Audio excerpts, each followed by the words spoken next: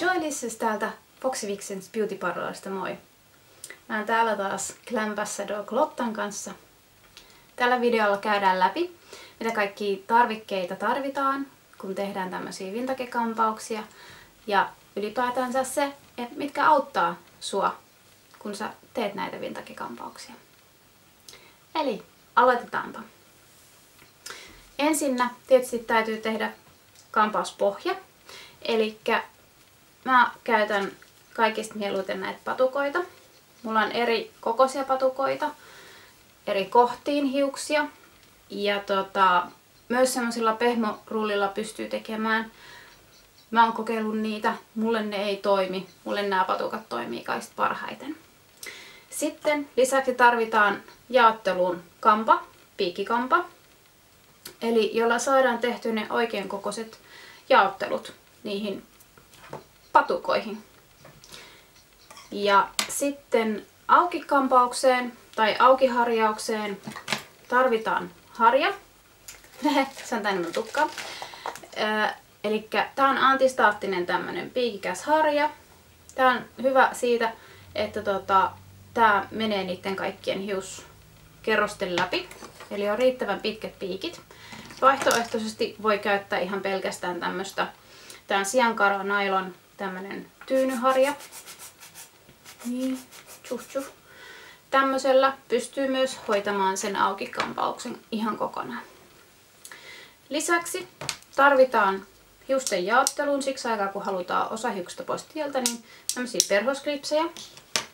Taikka sitten tämmöisiä krokotiilin tai mitä nämä linnunnokka-klipsejä. Näitäkin on olemassa erilaisia. On olemassa tämmöisiä, onkohan tää 5 vai 7 senttimetrin. Ja sitten on tämmöisiä pitempiä, jotka on vielä jopa vähän tiukempia. Et näissä on tosi paljon eroja. Plus sitten lisäksi on tämmöisiä lyhkäisiä, joilla pystyy vähän pienempiä osioita sitten laittaa kiinni. Ja tietenkin tarvitaan pinnejä.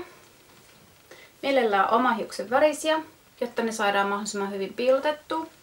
Sitten tonne kampaukseen. Näettekö pinnejä? Näettekö? Niin. Ja hiuslakkaa. Aineista lisäksi tarvitaan, ei ole pakollinen, mutta on käytännöllinen, on tämmönen kampausneste. Grooming spray on mulla. Sitten jos tekee raudalla, eli jollakin tämmöisellä. Näitä hiuksia on joka puolella.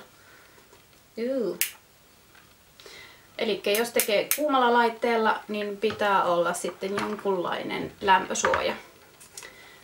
Ja sitten jos tarvitsee tuperaukseen vähän lisäapua, niin kuivashampoa tai sitten tämmönen sokeripuuteri, joka auttaa siihen sen tuperauksen tavallaan, että tää tekee siitä vähän hiuksen siitä juuresta tekee semmoisen tahmasemman, jotta se tuperaus pysyy paremmin ja siihen saa muhkeamman tuperauksen tehtyä. Sitten oli vielä yksi. Menisin unohtaa. Mutta tää on tuperauskampa tai harja. En oikeastaan sano mikä. On varma kumpi tää näistä on enemmänkin. Mutta tää on kamman mallinen, mutta tää on harjaksista tehty. Eli tää on siankarvaa, 100% aitoa villisikaa. Eli hyvä puoli tässä on meidän suomalaisten hiuksiin se, että kun on aito harjas, niin se ei sähköistä hiusta niin paljon. Näitä löytyy myös nailonisia, mutta mun mielestä tämä aito harjas on parempi just sen takia, koska ei sähköistä tukkaa. Ja sitten tässä on muotoiltu nämä harjakset niin, että tuosta keskeltä tää on niinku pisimmät harjakset ja sitten on lyhyempää, menee tänne ulkoreunaa kohti. Eli tää on vähän niinku semmonen harjasmallinen harjakatto, pyramiidi, miten se nyt voisi sanoa. On olemassa myös semmosia tasaisia, eli on 3 riviä noita karvatupsuja ja sit se on ihan tasainen. Mutta tällä mun mielestä saa siisteimmän jäljen aikaa. Kiitos kun katsoit tämän videon. Toivottavasti sait paljon vinkkejä ja apuja itsellesi ja tuu mun kurssille. Moi moi!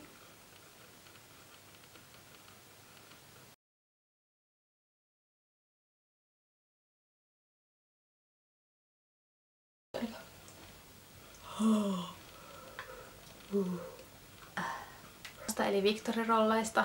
Duh. Mutta sitten tarvitset hetkinen. Täällä mä oon taas.